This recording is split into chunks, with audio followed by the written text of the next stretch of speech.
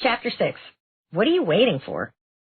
Tom is celebrating a new piece of business with his colleagues at Stetson's Steakhouse inside the Hyatt Regency Hotel in downtown Chicago. So Tom's crushing his quota for the year, and the win today will put the territory he manages ahead on the leaderboard. But 4 months ago, he threw himself into his job at this fintech company after his wife moved out. Work has been a welcome distraction as he tries to pick up the pieces of his personal life. He turns toward the bartender to order another round, and that's when he sees her. She's standing across the bar. She's laughing with her friends. Something about her. He can't quite put his finger on it. He thinks about walking over and talking to her, but then he hesitates. He starts to wonder, is it too soon to put myself out there? And then he starts to feel uncertain. Would a woman that hot go for a guy with 2 kids? Tom has a decision to make, and he's going to make it in the next 5 seconds. In the amount of time it takes to start walking across a bar, Tom could start to rebuild his life. In the amount of time it takes to raise your hand at a meeting, you could change how you're perceived at work. In the amount of time it takes to open your mouth and compliment someone, you could brighten someone's day. And if you don't, that 5-second moment, it's going to pass. Like it did for Blake, and now she wants to kick herself. This is what she put on Twitter. I thought too much about it, and the moment passed, and I didn't tell this woman how fabulous she is. She made my day, and I didn't thank her. I opened my mouth, and no words came out. And I thought about Mel Robbins and the 5-second rule, and I wanted to kick myself. Whatever reason you hold yourself back, you're wrong. It's not safer to stay quiet. It's not better to keep the peace. It's not futile to try. It's not risky. You're wrong. All your excuses and reasons, they are wrong. There is no right time to improve your life. The moment you move, that's when you discover your strength. That's the way to bring the real you to the table, by pushing the real you out of your head and into the world. And the best time to do it? It's right now. Right now when your heart is telling you to move. You know, we waste so much of our lives waiting for the right time to have the conversation. Ask for the raise, bring it up, or start something. It reminds me of that famous Wayne Gretzky quote, you miss 100% of the shots you don't take. Here's the thing nobody talks about. You never regret the shots you do take, but you always regret the shots you don't take. Anthony realized this the hard way. On Facebook he wrote, tonight I had the chance to give someone my number, and I didn't. And I will actually forever regret that. Why is life so hard? Life is already hard. I got news for you. Yet, you and I, we make it so much harder. We make it harder because we convince ourselves to listen to our fears and to wait, and we hold our greatest selves back. We all do it. Not just in bars, not at work, not at home. We do it everywhere, in our relationships, at the gym, everywhere. And I think the question is this, why the hell do we do this? You want to know the answer? The answer actually is brutal. Yeah, you can say, oh, I fear rejection, I feel failure, I'm afraid of looking bad. The reality is, we're afraid to even try. You know, I had this conversation a few months ago with my daughter, Kendall, that illustrates just how deadly waiting can be. To give you some background, Kendall was 15 at the time, and she's a very talented singer. And more importantly, she is passionate about it. I mean, from the moment she wakes up until the moment she goes to bed, she is singing. Recently, one of her mentors recommended her for an audition with a director of some fancy musical in New York, and her mentor knows what he's doing. I mean, he's placed a bunch of kids on tour with Les Mis and Mary Poppins and Matilda, and he has told us several times that he believes Kendall, she has got a major chance of landing a role. And so the second the topic came up about this audition, she told me, yeah, I absolutely want to do the audition. But here's the deal. She never wrote her mentor back about it. I asked her why. Why are you waiting on writing him back? And it was really fascinating and interesting and heartbreaking to hear how her thoughts and feelings had put her in mental jail. Now, funny enough, she was not afraid of the audition itself. That's not what was scaring her. At least, not when she thought about it. It was everything that might happen after the audition. She said that she didn't want to try out because, what if I don't make it, Mom? What if I'm not as good as I think I am? If I don't audition, at least I can tell myself that I'm amazing and I'm just too lazy to have what I want. Now, we're getting somewhere. You see, it's the fear of sucking. The fear of not being good enough, of feeling like a loser. Nobody wants to face that reality, so we avoid it like the plague. I actually do it with exercise. I can pretend that I'm in decent shape as long as I avoid exercise. You see, the moment I hit the gym, I have to face reality, and the reality is that within 2 minutes of running on a treadmill, I have to go to the bathroom, and I am completely out of breath. I am not in great shape at all. I've got a lot of work to do. That's why we dodge challenges. We dodge it to protect our egos. Even if it means eliminating the possibility of what we get, it makes absolutely no sense. I listened to Kendall talk about her fear that she wasn't good enough and the fact that she could just tell herself that she's lazy and that's easier to swallow than I might suck. And then I asked her this question. What if you're wrong? It's a powerful question, and how often do you consider it? What if you're wrong about all the bullshit you tell yourself? What if you audition and you really are as good as everybody says? What if your idea actually is the next $1 million product on QVC? What if you're not only meant to meet your quota again this year, but you actually surpass it? What if being single isn't nearly as scary as you think and your true soulmate is just days away from bumping into you at a cocktail party? One that, by the way, you're not attending if you're still with that loser you're dating. Are you really going to let your worries stop you from doing the work or having the love life and being your greatest self? You damn well better not. And even if you do suck, there's another thing you can say to yourself. So what? So what if you suck? At least you tried. As far as I'm concerned, landing the role is irrelevant. Just like the woman that Tom saw in that bar, she is irrelevant. The only thing that's relevant is you. The power is inside you. The only way you access that power is pushing yourself to try. The greatest you shows up at the audition. The greatest you walks up to that guy or that gal in the bar. The greatest you raises their hand at work and their voice at work. You know what? You're never going to stop yourself from starting to worry. But you can stop yourself from letting those worries drag you into a parade of worries that take control of your mind. You can assert yourself in any moment. You can make a decision. You can push yourself to think about something more empowering. You can step back into the present moment and go for it. And you can do it in 5 seconds flat. You know, we're all guilty. We're all guilty of thinking about getting involved, but not doing it. We're all waiting for the right time to say it, especially at work, right? You gotta wait till your boss is in the right mood. You gotta wait until the right time. It's total stupidity. And you're not alone on this. In a recent survey, 85% of people that work in professional services admitted that they had critical feedback for their boss, and they were withholding it. Why? Well, you already know the answer. They're waiting for the right time. The same is true with your kids, by the way, and your spouse, and your friends, and your colleagues. They've got something important to tell you, and they're waiting until you're in the right mood. All of us, we're all wired this way. One of the most insightful and enlightening aspects of Adam Grant's incredible book, Originals, How Nonconformists Move the World, is when he describes how some of our greatest heroes are just like us in this simple regard. They hesitated, they doubted themselves, and almost missed the opportunities of their lifetimes because they didn't feel ready. I find it reassuring, personally, to know that people that I admire most needed to be pushed through their fears and excuses and feelings, that they were just as loserish at time. I know that's not a word, but it's one that I'm using. Just like I feel, just like you feel. Let me tell you a couple of these examples from Grant's book. You know Michelangelo, the artist who painted the Sistine Chapel in Rome? There's a backstory you might not know. According to Grant, when the Pope asked Michelangelo to paint the Sistine Chapel in 1506, Michelangelo had never painted a fresco in his life. He felt so overwhelmed with self-doubt that he not only wanted to wait, he fled to Florence. He left town and hid.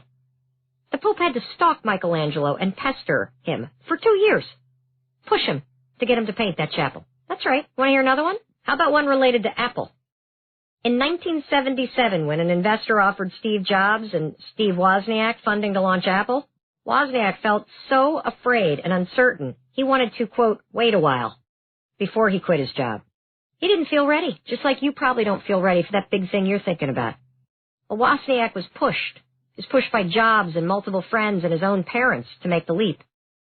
Remember the stories in the last chapter about Dr. Martin Luther King Jr. admitting that he would have declined the nomination to lead the Montgomery Improvement Association had he thought it through?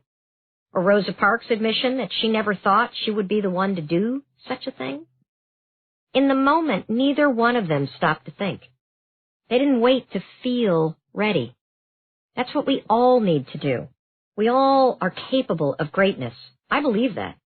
You are capable of greatness. It's your feelings and your fears that convince you that now is not the right time. And that's what keeps you from achieving all of the stuff that you dream about and that you deserve to have happen. You know, Grant then writes this line in his book, The Originals, which just makes my heart feel heavy. We can only imagine how many Wozniaks, Michelangelo, and Kings never pursued, publicized, or promoted their original ideas because they weren't dragged or catapulted into the spotlight. The question to ask yourself is this one. What are you waiting for? Are you waiting for someone to ask you? Are you waiting to be dragged, picked, or catapulted into the spotlight? Or are you going to find the courage to push yourself? You waiting to feel ready? You waiting for the right time? Waiting to gain confidence? Waiting to feel like it? Waiting to feel worthy? Waiting until you have more experience? You know, sometimes there is no next time. No second chance. No time out. You got to stop waiting. It's now or it's never. When you wait, I got news for you. You're not procrastinating. You're actually doing something way more destructive. You are deliberately, consciously convincing yourself, now is not the time. Now is not my time. You are actively working against your dreams. Now, Paula wrote in to us at hello@melrobbins.com, and Paula could have convinced herself that she would have never qualified for a great job opportunity. And you know what? She would have been wrong. Just like you're probably wrong about the things you're waiting on. As Paula wrote to me, I just applied for a job I never thought I would qualify for because I figured, why not just try it? 5, 4, 3, 2, 1. I didn't focus on my shortcomings, but I emphasized my qualities and got the job. Previously, I would have forgotten about it after 5 seconds and not even tried. By emphasizing her qualities instead of focusing on her shortcomings, Paula pushed past her fears. Now look, you may think you're protecting yourself from judgment or rejection or upsetting someone or disappointment, but the fact is when you make excuses and when you talk yourself into waiting, you are limiting your ability to make your dreams come true. You are, not me, not anybody else, you. I personally, now that I know the 5-second rule, I'm looking back, I am amazed at how much time I've wasted waiting. Waiting to be sure, waiting for the right time, waiting till my work is perfect, waiting until I feel like it. You may be afraid of finding out that you suck. I totally get it. Totally understand. I've had those moments in my life more than I care to remember or count. But let me tell you what really sucks. What really sucks is being older and regretting that you never went for it. Being 30 and realizing that you let fear of what your friends thought keep you from ever really putting yourself out there when you were younger. Friends, by the way, that you don't even talk to anymore. Or being 56 and realizing you should have divorced your spouse 10 years ago. Or being 45 and wishing you had had the courage to take on a project at work that you now realize would have changed the trajectory of your career. Or sitting in college classes, earning a degree to please your parents, when knowing in your heart that you want to be doing something else with your life. Look, there is no right time. There's only right now. You get one life, and this is it. This is your life, regardless of what you're dealing with. This is it, and it is not going to begin again. It is up to you to push yourself to make the most of it, and the time to start doing that is right now. You know what else is really heartbreaking is to hear from so many of you that have a creative idea or a product concept that you're waiting for someone else to validate it. If I told you how many emails we get, people asking if I can just can you put me in touch with an agent now? Can you connect me with a publisher? Yeah. Amazon. Self-publish. That's how you do it in today's world. Can you connect me with somebody in broadcast journal? Yes, YouTube. Get on it. That's how you do it in today's world. You validate your ideas by pursuing them. You kick down the gates that block you by stopping to look for a gatekeeper, for crying out loud. It is so sad. If you have an idea for a show or a book, or you're waiting for an executive at a TV network or a publishing house to pick you, you will lose. Do you hear me? You will lose. It's like Tom in the bar hoping that suddenly that chick turns around and starts stomping over to him. Not going to happen. That's not how the world works. That's not how the world works. Or me waiting until I felt motivated to get out of bed. Waiting until you are ready is the same as expecting it not to happen. The world rewards those of us who are courageous enough to stop waiting and to start. The world will reward you. Look, I'm going to give you some amazing advice. If you dream on being on television, I can tell you from firsthand experience, that TV executive that you hope plucks you out of the sky, guess what? They're on YouTube right now. They're looking for somebody who didn't wait. The person who has the courage to start, to create, to put themselves and their ideas out there, that is the person that will win. The only difference between that idea that you have for a novel that you want to write and British author E.L. James, who wrote, you may have heard of it, 50 Shades of Grey, that, by the way, was devoured by, I think, every breathing female on the planet. You know that book sold 1 million copies in 4 days? The only difference between her and you want to know the difference? She wasn't waiting for permission. She wasn't waiting to be discovered. She wasn't waiting to feel ready. She didn't wait until she had a book deal. She started writing erotica for a Twilight-themed blog. That's how she started.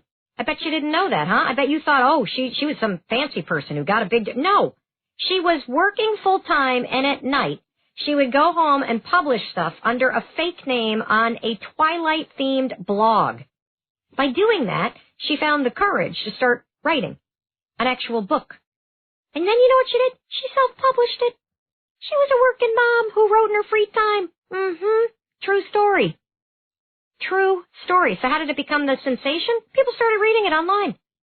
And when enough people start finding out about you when you put your work out there, magic happens. And by the way, that's also how Grammy award-winning musician Ed Sheeran got started. He was 15 years old playing songs in a park in England with no permit and no guarantee that anybody would notice. That's how you do it. You push yourself to get out of your comfort zone and you begin. There is no other way. You stop waiting for the right time and you start. That's how award-winning program Broad City landed its first show on Comedy Central. They acted with courage. You know what they did? They started filming 3-minute clips on an iPhone and posting them to YouTube. Every single YouTube star, from Tyler Oakley to makeup tutorial phenom Michelle Phan, to My Drunk Kitchen host Hannah Hart, to Minecraft narrator Stampy Cat. My son loves that guy. Holy cow. Listen, they'll all tell you the same thing. They're going to tell you that if they had told themselves to wait until they felt ready or until they had a sponsor, you know what they'd be doing right now? They would be living a boring life in suburbia instead of laughing all the way to the bank and living their dreams. Waiting, thinking, almost doing. That don't count. Not at all.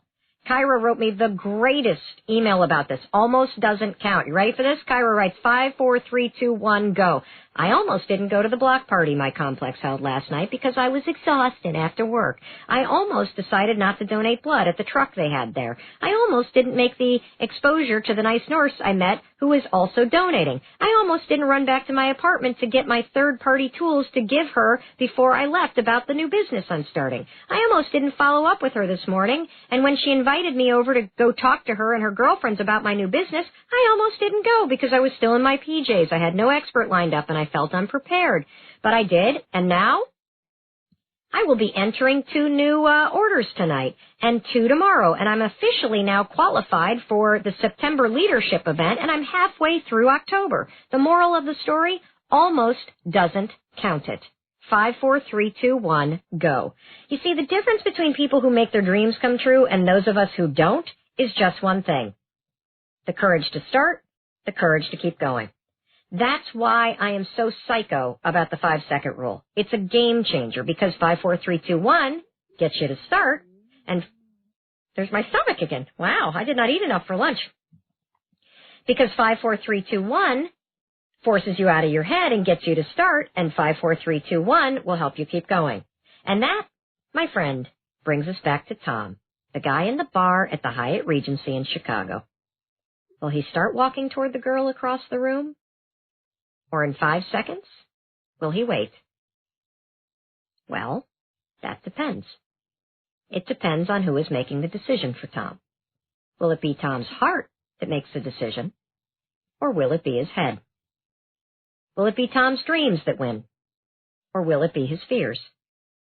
You know, interesting, Rosa Parks offers some amazing advice for moments like this one.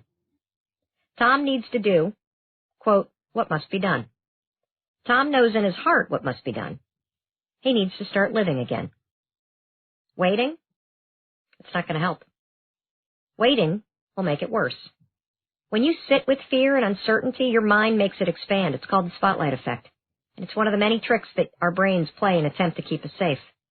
Look, the fear Tom feels, the fear of rejection, it's real. The uncertainty, it's scary. The self-doubt, boy, it can be crippling. No one wants to be rejected or feel like a fool. No one wants to find out that they suck. That's why the moment right before you walk into a networking event alone, or a party, or an interview, or remember that moment walking into a cafeteria with a tray, looking for a place to sit, or you start walking towards somebody you find attractive? It is daunting.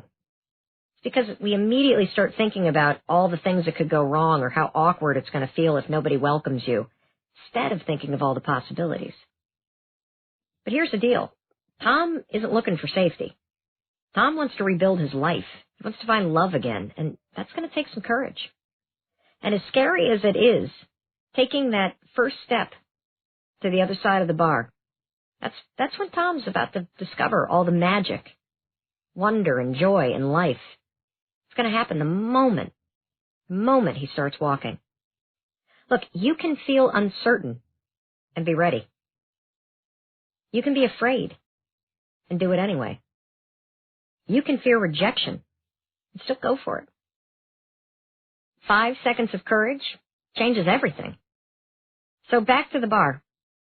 Tom starts counting to himself, 5, 4, 3, 2, and by the time he gets to 2, he starts walking across the room. He has no idea what he's going to say to her.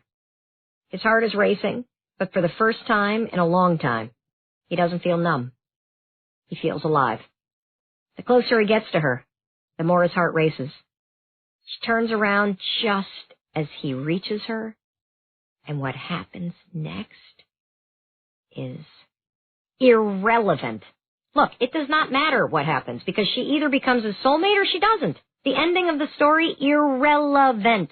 The only thing that matters is the beginning, that Tom made a choice to begin living again. That's how you listen to your heart. Whether you're starting to date again, starting a company, starting a YouTube channel, starting to exercise, you must find the courage to start. Now notice how desperately you want the assurance that Tom gets the girl, right? I mean, it makes for a great movie plot. You're right, it does. But getting the girl isn't the point.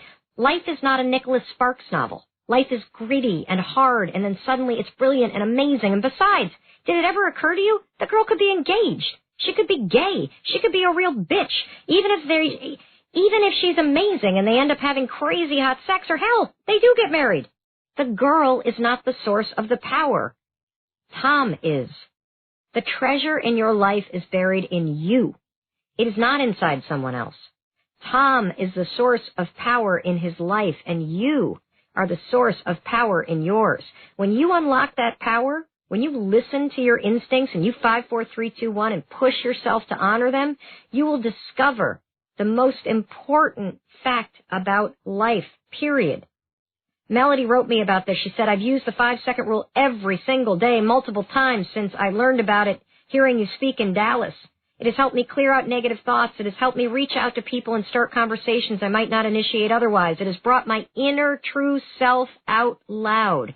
And that has been the most important gift of all, to be me and show my daughter how to do it too.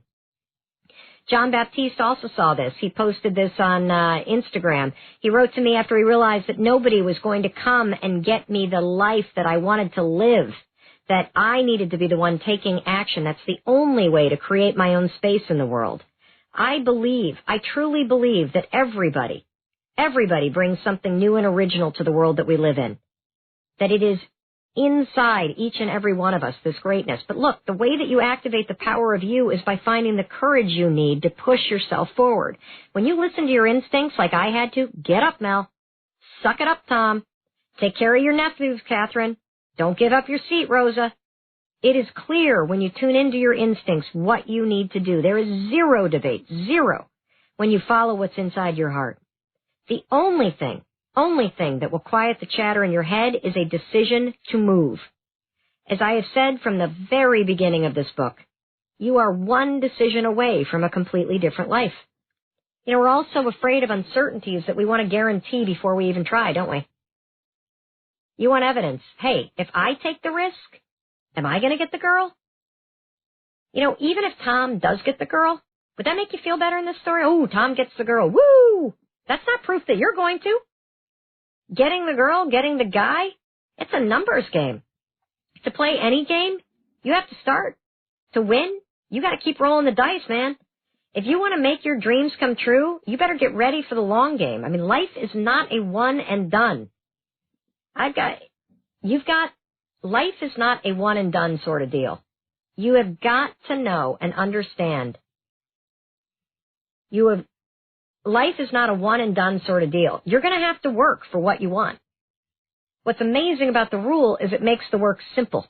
You're the one, just like I was the one, that was making things hard. This is true for everybody. To be successful, it takes repetition. You know the game Angry Birds? Rovio, the brand that created that game? Do you realize they've launched 51 unsuccessful games before they even developed Angry Birds? How about the Avengers star, Mark Ruffalo? Do you know how many auditions he did before he landed his very first role? Just think for a second. Okay, how many auditions do you think he did? 50? 100? Almost 600. 600 rejections. That guy is dedicated. He deserves every single thing that he has. Even Babe Ruth struck out more than 1,300 times. My favorite vacuum cleaner, personally, is a Dyson. There's no wonder why a Dyson doesn't suck at sucking up the dirt. James Dyson created 5,127 prototypes. What? Did you get more than 5,000 prototypes? And here's one that's going to blow your mind. We all know Picasso, right? Picasso is one of the more prolific geniuses. He created nearly 100 masterpieces in his lifetime. But what most people don't ever realize or stop to think about is that over his lifetime, he created 50,000 works of art. 50,000. Did you hear that? 50,000. That's 2 pieces of art a day for just 100 masterpieces. It's kind of interesting, isn't it, when you think about it? Success is a numbers game, and you're not going to win if you keep telling yourself to wait. The more often that you choose courage, the more likely you'll succeed at getting what you want. When you 5, 4, 3, 2, 1 push yourself forward, that's the moment that you discover the magic in your life. And you also open yourself up to the world, to opportunity, and to possibility. Now look, you might not get the girl. You might not get the part. You might not get the response you wanted. But that's not the point. In the end, you're going to get something way cooler. You're going to discover the power inside you.